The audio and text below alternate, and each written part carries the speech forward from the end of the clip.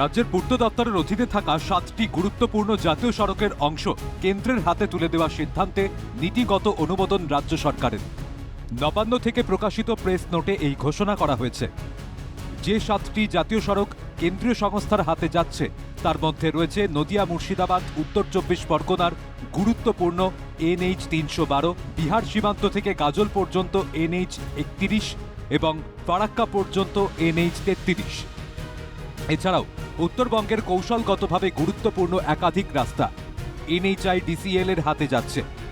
এর মধ্যে রয়েছে সেবক থেকে কালিম্পং হয়ে সিকিম সীমান্ত পর্যন্ত নতুন NH 10, হাসিমারা থেকে জয়গাঁও সীমান্ত পর্যন্ত NH 317A, চ্যাংরাবান্ধা সীমান্তমুখী NH 717 এবং শিলিগুড়ি কার্শিয়াং দার্জিলিং সংযোগকারী NH 110। প্রসঙ্গত, মন্ত্রিসভার বৈঠকে নতুন সরকারের মুখ্যমন্ত্রী শুভেন্দু অধিকারী স্পষ্ট করে দেন, জাতীয় স্বার্থের সঙ্গে কোনো রকম আপোষ করা হবে না। প্রশাসনিক মহলের মতে দীর্ঘদিনের এই জট খুলে যাওয়া সীমান্ত এলাকায় পরিকাঠামো উন্নয়নে গতি আসবে।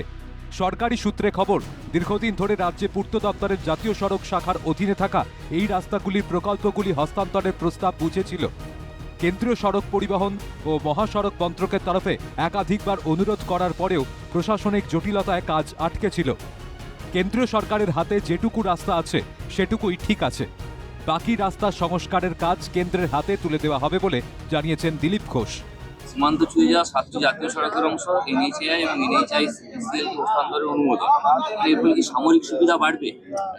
অবশ্যই সামরিক সুবিধার জন্য তো রাস্তাঘাট চাই। রাস্তাঘাট যাও বা আছে, সেগুলো ঠিকঠাক হয় না। যাতায়াত ব্যবস্থা প্রথম, উন্নয়ন তার সঙ্গে যুক্ত আছে। এগুলো সমস্ত কিছু শোধরানো হবে, ধীরে ধীরে সমস্যা দূর করা হবে। আর পশ্চিমবাংলার রাস্তাঘাট যেটুকু কেন্দ্রীয় সরকারের হাতে সেটাই ঠিক আছে, বাকি সব চলার অযোগ্য আছে। এবার যেটা সম্ভব আমরা কেন্দ্র সরকারের হাতে দেবো।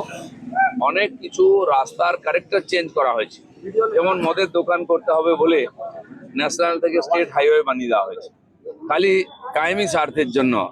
তো এই ধরনের আইনের ফাঁক দিয়ে অনেক কাজ হচ্ছে যেটা সাধারণ মানুষের এবং দেশের হিতের বিপরীত, সেগুলো সব ঠিক হবে। অবশেষে রাজ্যের ছাড়পত্র মেলা এবার দ্রুত উন্নয়ন শুরু হবে বলে আশা করছে বিভিন্ন মহল।